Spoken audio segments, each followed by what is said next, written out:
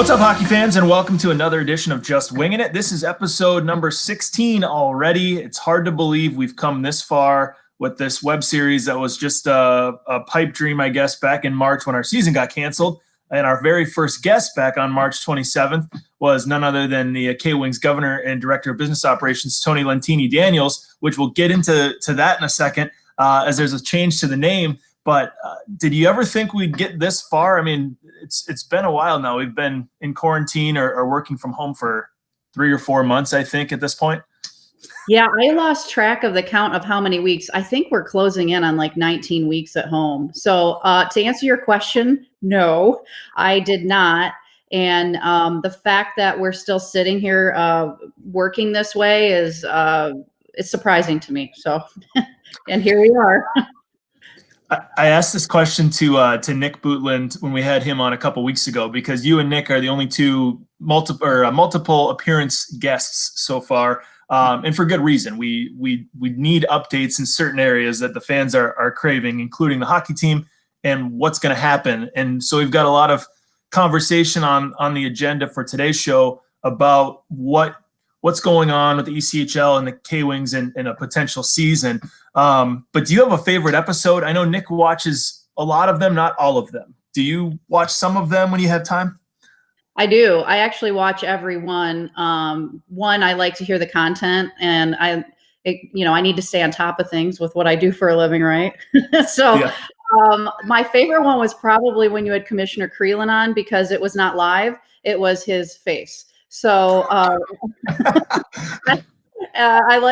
just like to give Ryan a hard time about that, because that made me laugh. But what I also liked about having the commissioner on was how straightforward Ryan is and delivering the message and what's going on right now in the state of the ECHL. So that one was one of my favorites. Since we last had you on the show, you moved, you got a new car. I feel like I'm forgetting something. I got married. Let's talk about that. Do you want to be called Toni Will now, or Toni Lentini Will? The $1 million question, right? So my name will officially be changing to Toni Will.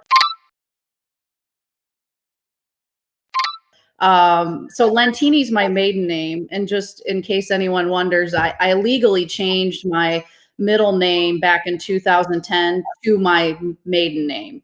So that's why my given name is Toni Suzanne Lentini, but I legally took out Suzanne and put Lentini as my maiden name, because I really love my maiden name and wanted it there. So I will be Toni Will when I can get to the Secretary of State, which is the appointment in August. Well, on behalf of all of us, congratulations. We're all very happy for you guys, and we saw some of the pictures, and they're beautiful pictures of the ceremony. So I know that's exciting to have a wedding in the summertime, but it's also very stressful from my understanding, because I lived it last year, and you and I shared some common bond this summer. Yeah, it was actually very stressful, because the original intent was to get married in July in Siesta Key, and we weren't able to do that. So we ended up having the wedding in our backyard of our brand new house. So we moved in, and 2.5 weeks later, we had a very small ceremony in our brand new home, which was actually, it worked out beautifully. But getting to that point was really stressful, because it was really hard to plan, because part of it we were in lockdown, and then all these other things, and trying to buy and sell a home during a pandemic was a learning experience too. So it happened though.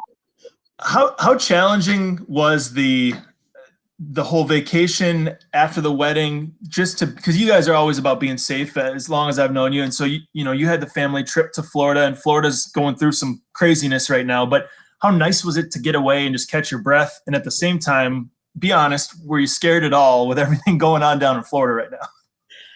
I wasn't scared. I have a philosophy in my life that I'm not going to let fear rule my decision making. And so I wasn't scared. If I was scared, I would never get on an airplane, period, because I get anxiety when I fly, but I still do it. So I was more interested to see how things operated post-pandemic. I wanted to see how airports were. I wanted to see how Delta, which is what we flew, handled the flight. I wanted to see what Florida was like, because the media makes it sound like it's this death trap of COVID. So we went, and flying was better than ever. I've been on hundreds of airplanes, and they've never been cleaner. Delta did a beautiful job. They did the social distancing. They did everything that the CDC recommends, and we felt very safe. Florida itself, we were in Siesta Key.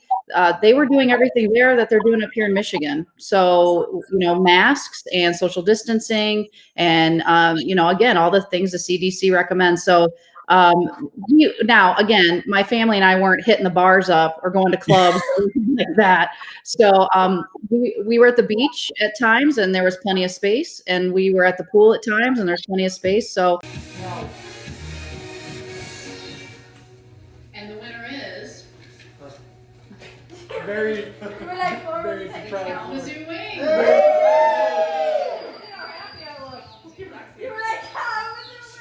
The Kalamazoo Wings created a Year of the Fan campaign theme. And what was really cool this year is the league did the virtual show, which I got to give a shout out to Tim for producing on our staff, because it's pretty cool to be able to be a part of a league event like that and really do all the behind the scenes work, which Tim deserves a ton of credit for. But we had a lot of fun with it because we haven't seen each other since March.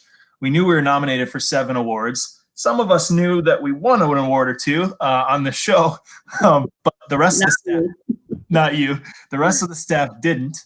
So what was that like to have everybody back together at the new house to watch the show virtually, which it had never been virtually shown for the fans? It had always been just for the ECHL employees. So it was, first off, it was a lot of fun. It's great to see everyone. I mean, just to get the 9 of us back together, it felt good. It's kind of weird too at times because we haven't been together. So, but it was neat to watch it on our big screen TV, and knowing the work that Tim and you, John, put into it, and then myself with the team services committee for the league. It was so cool. And the neatest part about the whole thing is that the fans of hockey, of the ECHL, no matter for whatever city they're from, could have watched the awards too, which was the first time that happened. And that was thanks to Tim and his ideas. So we need to get that guy on here again and have him interviewed. But he's already been on once. Maybe he can be the next repeat interview. It's not his favorite. I can tell you that much. You can tell he's uncomfortable, but he's a trooper for putting up with me for an hour or however long our conversation was. The 2 awards we won, Marketing Department of the Year, how far that operation has come in the collaboration that we have several people that are involved in marketing in one way, shape, or form. But to see that come to fruition and to win that award this year had to feel pretty good. Yeah, I mean, there's a lot of things I could say about that award. It's certainly, you summed it up really well, John. That job used to be a one-man show. When I first walked into the K-Wings franchise almost 6 years ago. And now it's grown to the point where, because we're part of the Greenlease Hospitality Group family, there is a team of people responsible for that, along with our creative team at the K-Wings. So when you say the saying, it takes a village, is really true. So we came a long way, and I'm so proud of that award, and that it's a team award. It's not one individual person. It's all of us. The same can be said about the ticket sales year-over-year growth award that we got. And I think it's worth mentioning, and I don't know if it was on the show or not, but we were the only team in the league that saw growth in every single ticket-related category. So that includes season tickets, season ticket revenue, group tickets, group ticket revenue, walk-up tickets, and walk-up ticket revenue. Those were all increases year-over-year from 2018-19 to this past season, and our staff was recognized accordingly. But all the different skill sets that these guys have on our sales team when it comes to season tickets or group tickets, and they have to be pretty creative too, as we saw with our Guinness World Records night. So what can you say about that collaboration and kind of how cool it was to see those guys recognized too? Yeah, the sales team, you have to have the right synergy with that group. I mean, because they all bring different strengths and different experiences. And so, I mean, because you work with them every day, but we had the right group of people working together. And when you have that synergy, that's when the success comes. And of course, the right planning, right leadership. And so it all came together.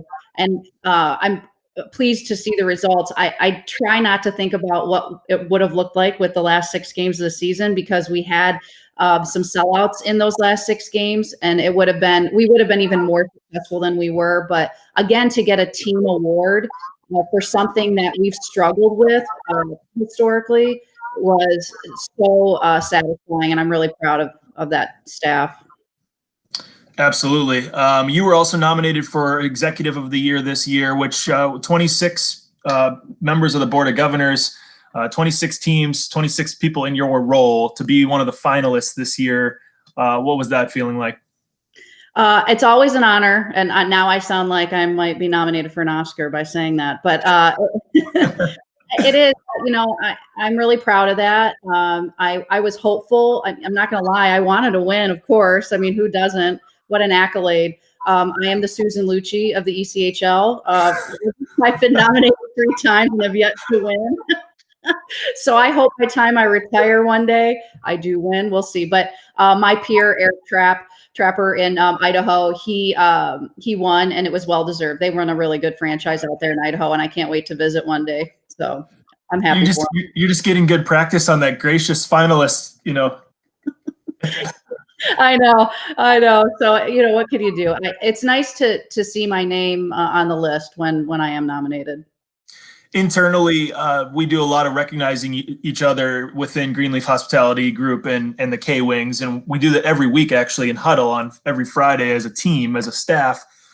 You were recognized by the company, you and Rob Underwood at Wings Event Center, for being managers of the year this past year, and seeing how SMC grew in both areas when it comes to concerts and events, and when it came to the hockey team.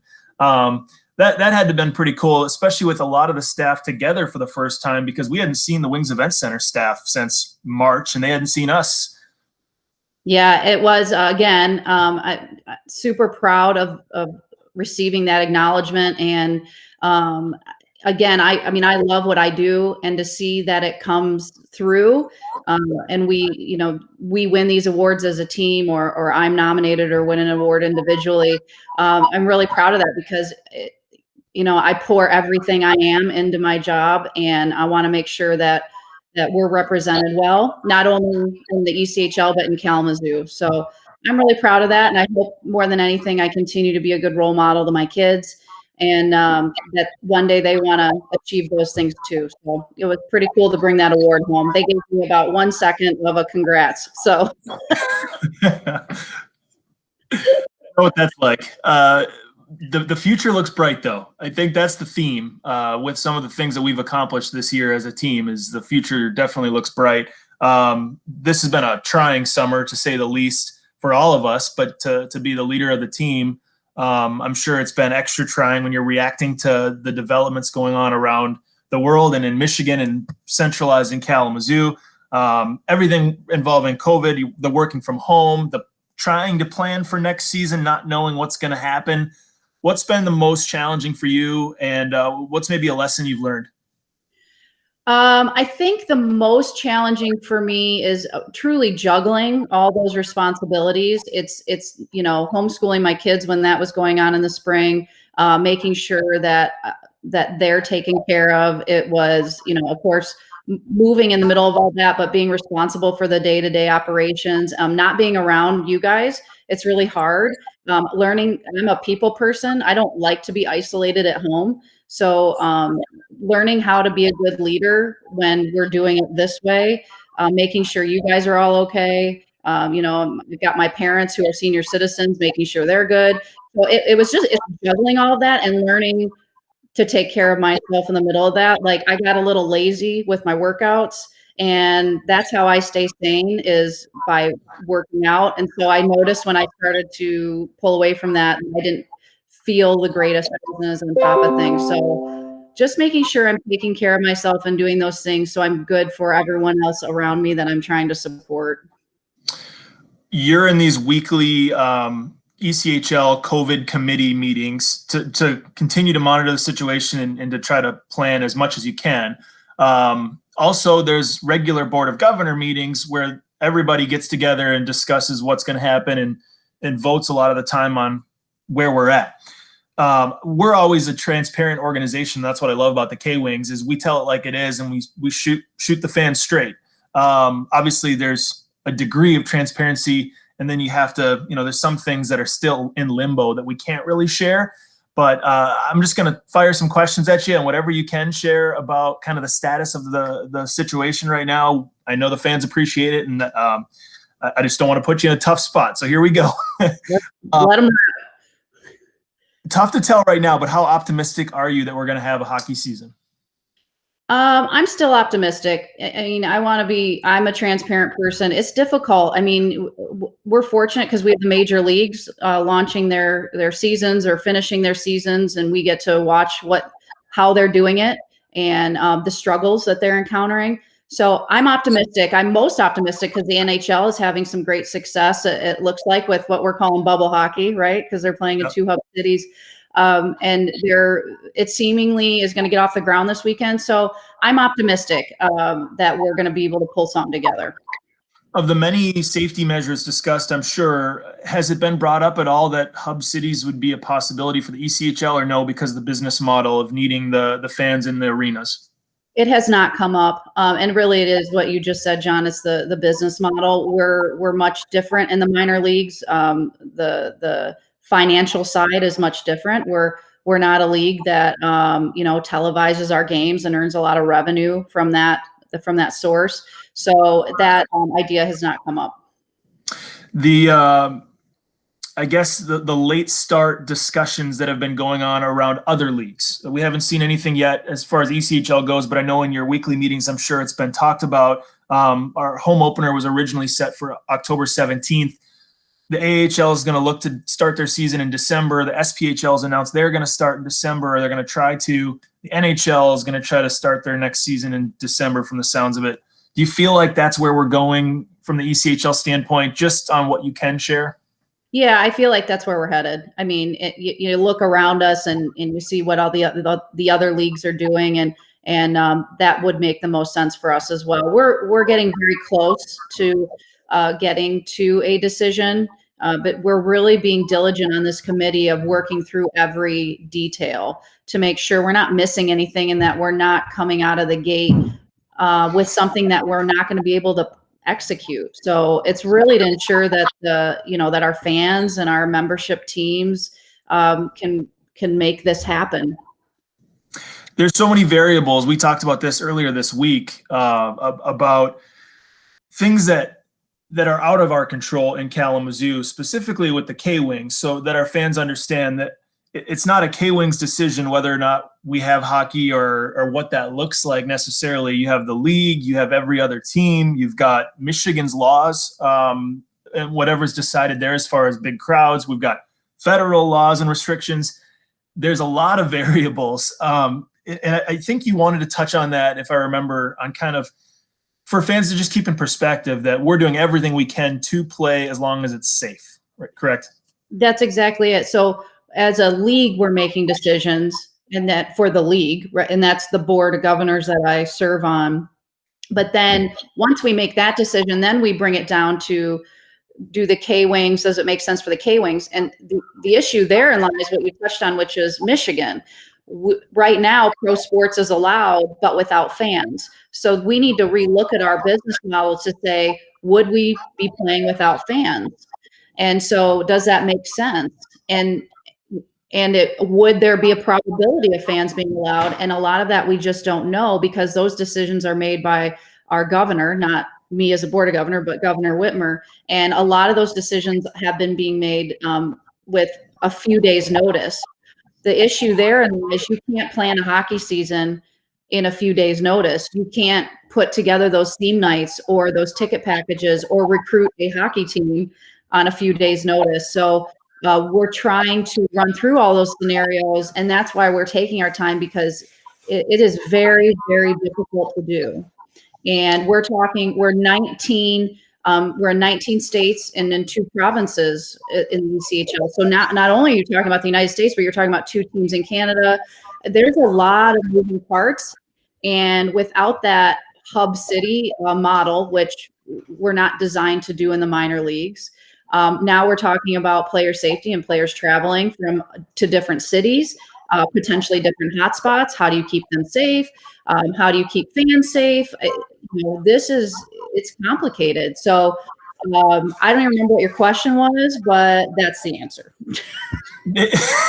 Nailed it. It was about the variables that are just out of our control, but they have to be talked about, right? And it's a great point about being creative on the best way to keep our players safe and our staff safe and our fans safe, because it's the only way it's going to work. The NHL looks like it's going to do it the right way, but they have the ability to do hub cities, and as you said earlier, we don't, just because every team needs that revenue from games and having people in the arena. And baseball, the one thing that concerns me is the outbreak with the Miami Marlins, where 17 members of their team contracted it on opening weekend. That's not a good start, but the good news is in the last week, there hasn't really been any new developments on that front from baseball.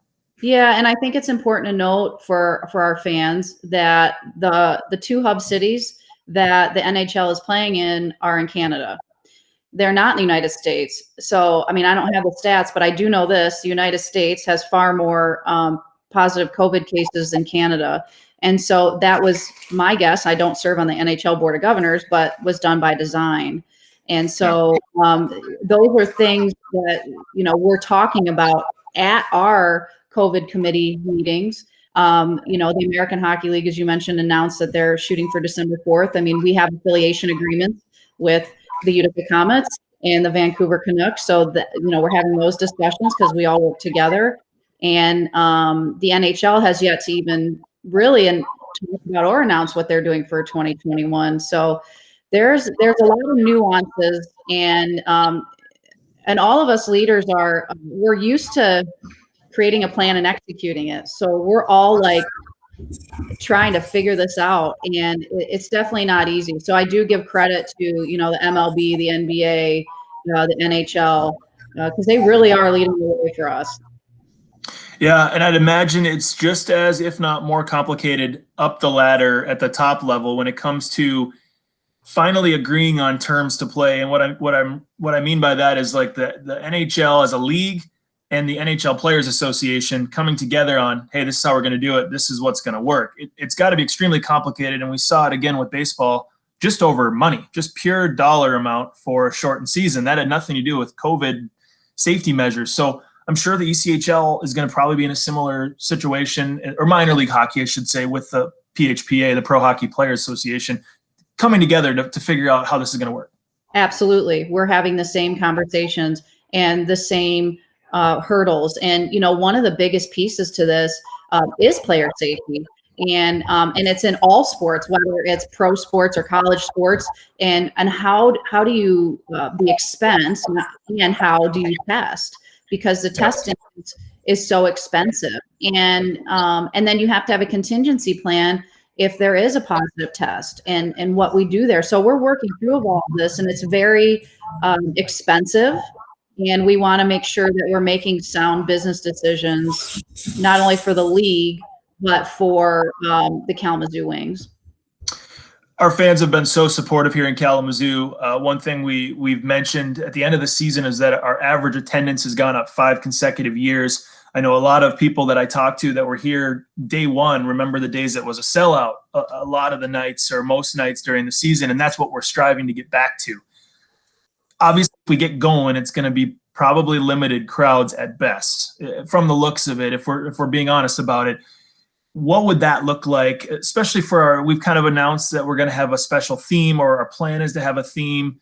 And I don't want to step on your toes on your answer here, but do we limit that at all? What does it look like for fans if we can have a season and there's restrictions there?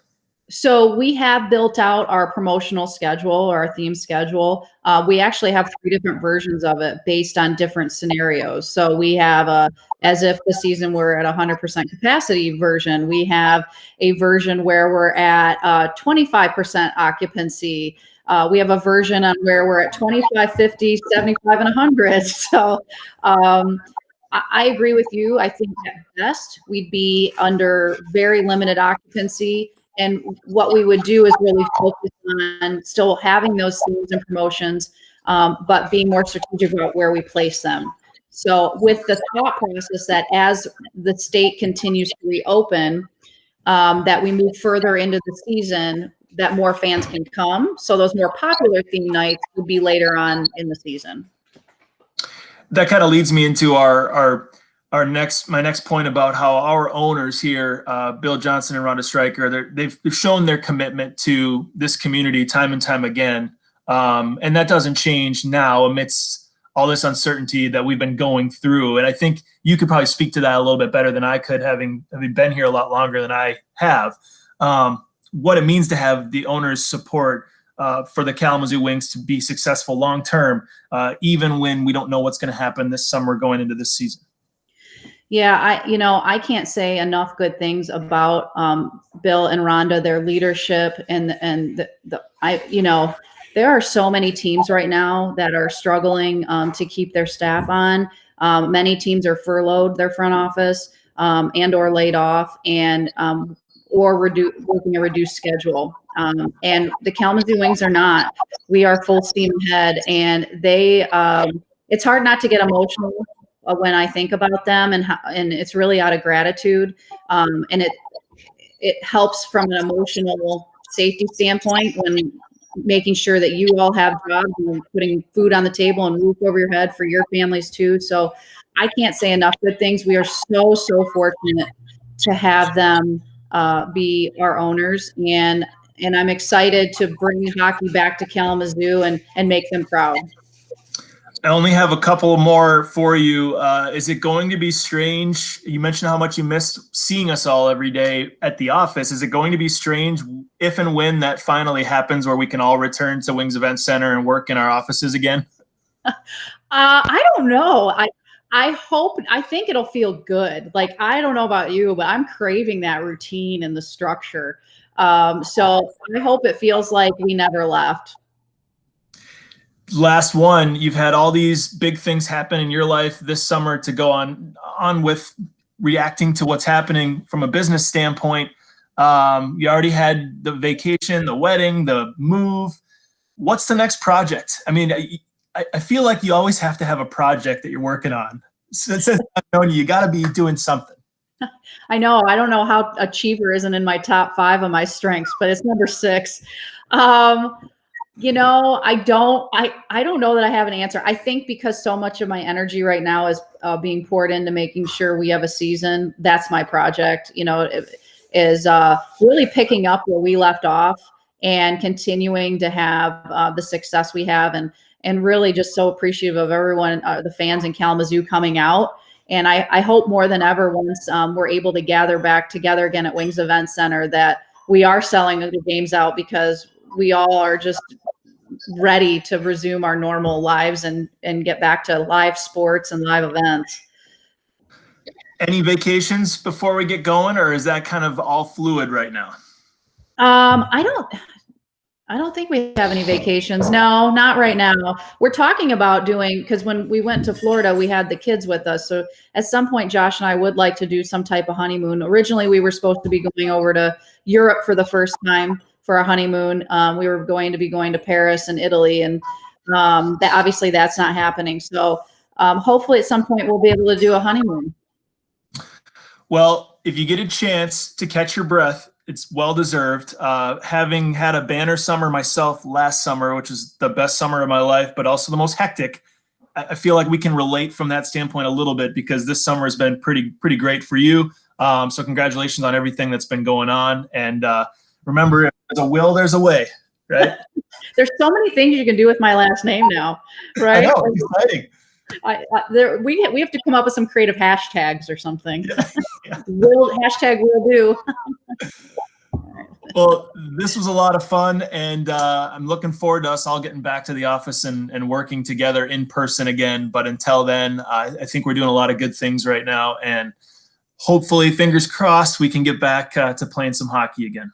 Yeah, absolutely. We're going to keep those fingers crossed, and I appreciate taking the time and you asking me the hard questions, because I want our fans to know what's going on. So Well, I'm sure they appreciate you being transparent and sharing with them. Thanks for doing this. Looking forward to the next time we can get you on Just Winging It.